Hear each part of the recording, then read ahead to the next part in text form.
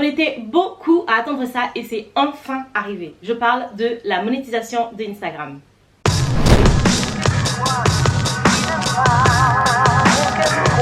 Salut, je suis Stéphanie, la fondatrice de Sloom.com, une agence de marketing digital qui te coach dans le domaine du digital. Et sur cette chaîne, on parle de marketing digital, stratégie et entrepreneuriat. Aujourd'hui, on va parler de Instagram, plus précisément de 5 nouvelles fonctionnalités sur celle-ci. Cela concerne IGTV, le shopping, le feed et la monétisation de la plateforme en 2 points. Et reste jusqu'à la fin parce qu'il y aura un dernier point bonus pour toi qui est une fonctionnalité de Instagram un peu cachée auquel tu n'as peut-être pas fait attention. La première fonctionnalité concerne l'IGTV app. Donc IGTV est maintenant une application.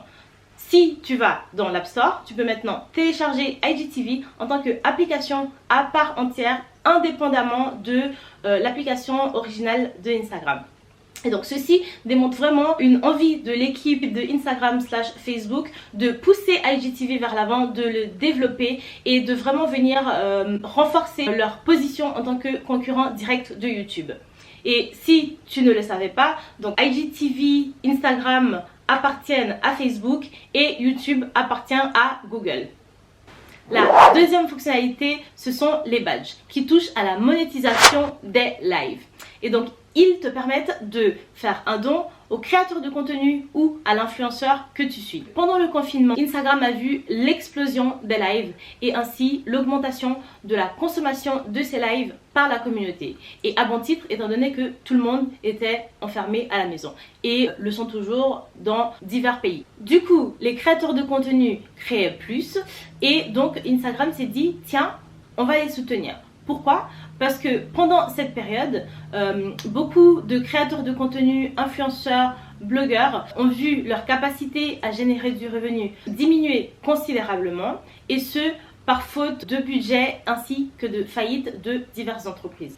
Alors Instagram a créé ces badges qui est la première phase de monétisation de la plateforme. Lorsque tu fais un live, le téléspectateur a la possibilité de payer des badges qui vont coûter 99 centimes, 1,99$ et 4,99$. Et ces badges vont en fait se retrouver à côté de leur nom dans les commentaires. L'achat de ces badges permet à l'audience de remercier le créateur de contenu pour la valeur délivrée ou la valeur qu'il est en train de délivrer. À la suite de ça, les créateurs de contenu ont été très contents de cette opportunité et Instagram était également content parce que ça avait super bien fonctionné. Suite à ce succès, Instagram a décidé de continuer l'expérience, mais ce seulement avec certains comptes autorisés qui eux auront la capacité de mettre ces badges à la vente. La question qui se pose c'est que représentent ces badges et pourquoi est-ce que tu les achèterais? Alors, du point de vue de l'influenceur, ces badges représentent une nouvelle source de revenus, mais pas que. Parce qu'il faut tout de même avoir un certain nombre de following pour que le revenu de ces badges ait un impact puissant en fait sur ta vie et sur tes entrées d'argent. Ensuite, le point de vue du consommateur, c'est que disons que je suis dans le secteur des voyages, que j'offre des voyages sur mesure. Alors, je vais suivre le live d'une personnalité qui est très influente, qui a un très gros following dans l'industrie des voyages. Et pendant ce live, je décide d'acheter donc un badge. Et lorsque j'achète ce badge, je vais avoir en fait le badge qui va se mettre à côté de mon nom. Et ce qui va se passer, c'est que je vais vraiment gagner en visibilité.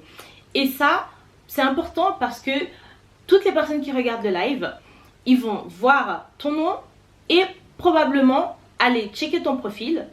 Et donc, lorsqu'ils vont voir ton profil, si c'est le profil direct de ton business, ils auront l'opportunité de découvrir tes services, de voir ce que tu fais. Et donc, voilà pourquoi, pour moi, en tant que consommateur, ce nouvel outil qui sont les badges est quelque chose de très attrayant. Ces badges nous donnent vraiment une situation gagnant-gagnant parce que d'un côté, on a les influenceurs qui, eux, vont avoir une nouvelle source de revenus aussi petite ou aussi grande soit-elle, et on peut considérer en fait ces badges un petit peu comme les pourboires. Et de l'autre côté, on va avoir le consommateur qui lui va vraiment avoir l'opportunité d'être mis en avant face à une communauté en fait qui est dans un moment très interactif, ce que sont les lives en fait. Durant les lives, les gens sont très interactifs, ils sont dans les commentaires, ils écoutent et ils partagent. La fonctionnalité numéro 3, ce sont les IGTV Ads. Ils touchent à la monétisation des IGTV au travers de placements publicitaires. Au début du mois de juin, plus précisément le mercredi 3 juin, Instagram a démarré la deuxième phase qui vise à monétiser la plateforme et plus précisément leurs vidéos. Cette nouvelle fonctionnalité nous prouve vraiment que l'équipe d'Instagram veut mettre l'accent sur IGTV et notamment son aspect de contenu vidéo en long format. Ce qui est totalement compréhensible car en tant que chef d'entreprise, tu vois qu'il y a plein de joueurs dans la cour de jeu. Certains d'entre eux commencent à créer de nouvelles règles et prendre de plus en plus de place, comme notamment LinkedIn ou TikTok. Et même que certains joueurs de ton jeu te quittent pour partir chez eux. Alors forcément, tôt ou tard, tu dois réagir. Avant sur Instagram, on pouvait mettre que des vidéos jusqu'à 60 secondes dans son feed ou bien poster des stories allant jusqu'à 15 secondes. Ensuite, il y a maintenant quelques années, ils ont décidé de déployer IGTV. Et il y a de cela environ 6 mois, l'application IGTV est sortie. Donc, pourquoi est-ce que je dis tout ça? C'est que aujourd'hui, ils monétisent cette même plateforme IGTV. Donc, si ils font tout ça, ça veut vraiment dire que pour eux, IGTV est important et qu'ils veulent que ça devienne une plateforme forte. Donc, si pour l'équipe d'Instagram, IGTV est important, ça veut dire que maintenant, il en tient à toi en tant que marketeur ou influenceur, créateur de contenu, de réfléchir à savoir est-ce que vraiment j'ai envie de considérer IGTV comme une plateforme importante, un outil important que j'ai envie de replacer au sein de ma stratégie. Maintenant, comment est-ce que ça fonctionne? Alors, à l'avenir, on va pouvoir monétiser ces vidéos IGTV grâce à des publicités de 15 secondes que l'on va pouvoir placer juste avant le début des vidéos, tout comme sur YouTube. Et donc en ce moment, ils sont en train de faire les tests avec des influenceurs choisis et pour pouvoir par la suite déployer cet outil, cette opportunité au grand public et donc permettre aux gens de diffuser leurs annonces. Au niveau de la répartition des revenus publicitaires, ça va fonctionner un petit peu comme le modèle de YouTube. Dans le cadre d'Instagram, ils vont donner minimum 55% à l'influenceur créateur. Donc, je répète, 55% au créateur de contenu, ce qui est franchement très intéressant. Donc, ce qu'il faut retenir par rapport à cette notion de IGTV Ads, c'est que 1. Pour l'influenceur, ça représente une vraie nouvelle source additionnelle de revenus et que de 2. Pour le marketeur, c'est vraiment l'occasion de commencer à réfléchir à comment est-ce que vous allez pouvoir intégrer cette IGTV Ads dans vos stratégies et également à comment vous allez pouvoir toucher vos clients idéaux. La fonctionnalité numéro 4 est le shopping. Donc, on avait déjà la possibilité de pouvoir créer des boutiques sur Instagram sous forme de catalogue, mais Instagram veut pousser la chose encore plus loin. Donc, le but, c'est que l'utilisateur puisse faire toute son expérience sur la plateforme.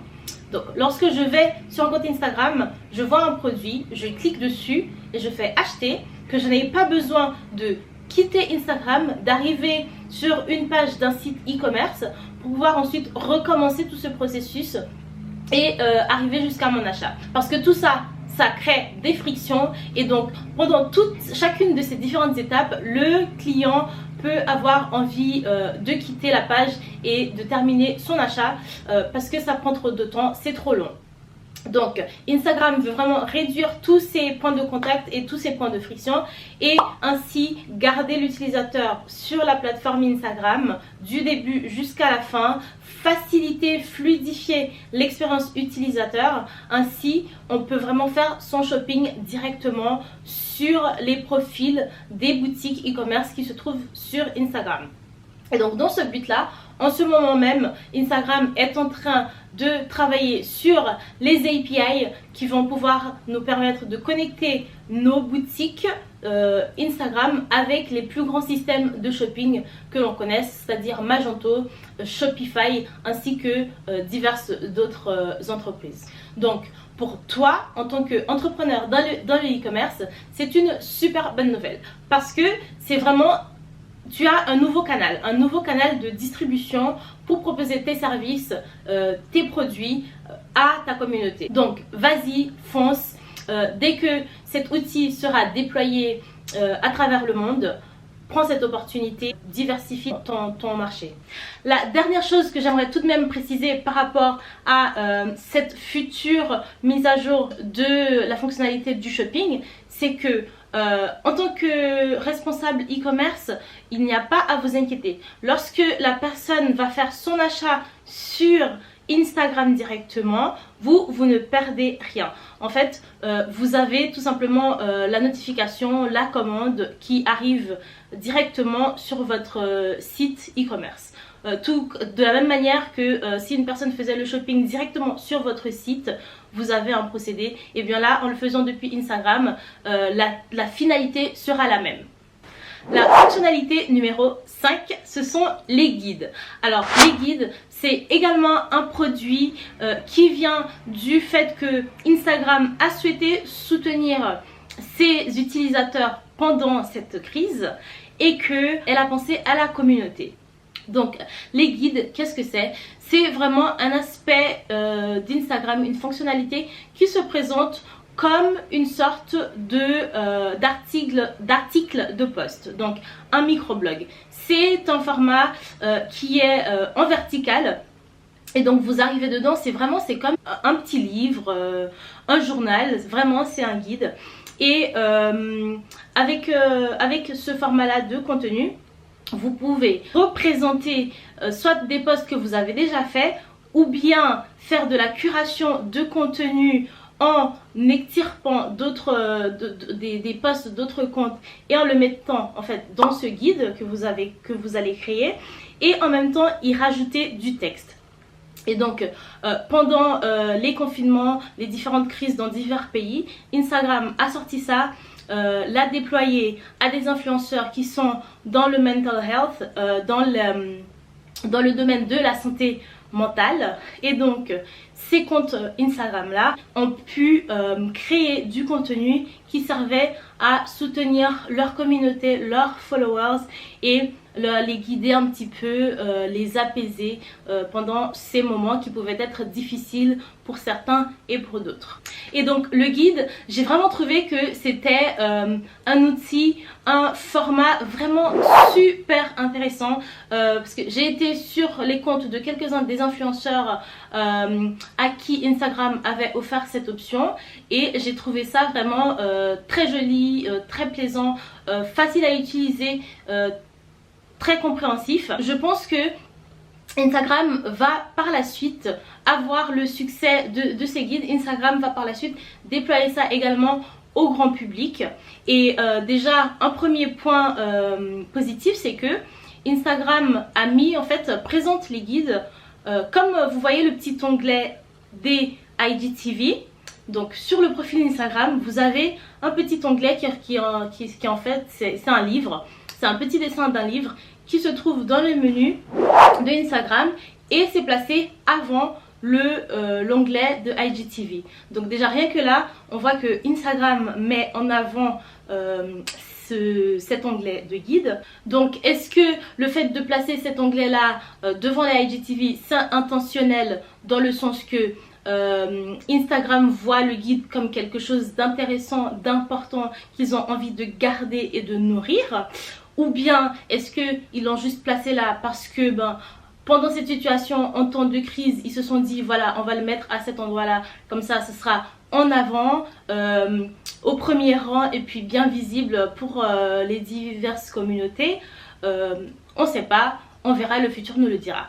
Alors la sixième et dernière fonctionnalité bonus que je vous gardais se trouve au niveau des commentaires sur Instagram. Il se trouve que Instagram a pas mal développé ses options au niveau des menus, des commentaires et ce qu'on peut faire avec les commentaires avec le temps. Et parmi ces développements, on peut maintenant épingler les commentaires sur nos profils. Donc en tant que créateur de contenu influenceur, si vous trouvez qu'il y a un commentaire pertinent que vous aimez et que vous aimeriez que tout le monde voie, alors on peut maintenant swiper sur la gauche et il y a un petit bouton pour piner le commentaire, pour l'épingler. Ainsi, il sera poussé en fait tout en haut des commentaires. Mais malheureusement, cette option n'est pas encore valable dans tous les pays. Certains pays l'ont, j'ai vu déjà sur des comptes d'influenceurs où ils ont épinglé un commentaire qu'ils avaient jugé bon d'épingler, mais ce n'est pas encore le cas pour tous les pays. Et donc on attend la venue de cette nouvelle fonctionnalité, de pouvoir la tester et l'utiliser à bon escient.